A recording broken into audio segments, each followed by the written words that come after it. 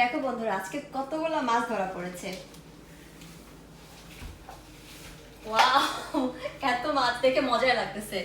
আমেরিকাতে আসলে বেশিরভাগ সময় যারা মাছ ধরতে পারে ওদের মাছ কিনে খেতে হয় না তেমন একটা।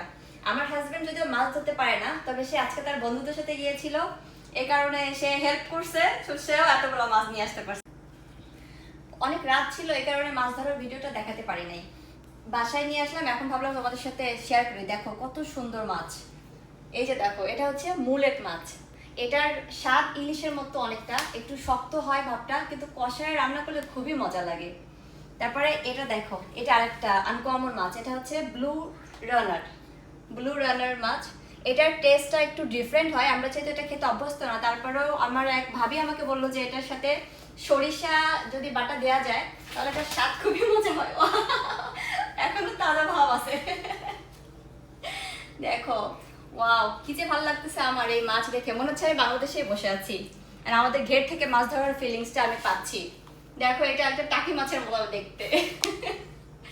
এটাকে কেটে কেটে যখন রান্না করব খুবই অসাধারণ লাগবে। তোমাদের সাথে যদি আমি শেয়ার করতে পারতাম, রান্না করে তোমাদের খাওয়াতে পারতাম, তাহলে খুব ভালো লাগতো।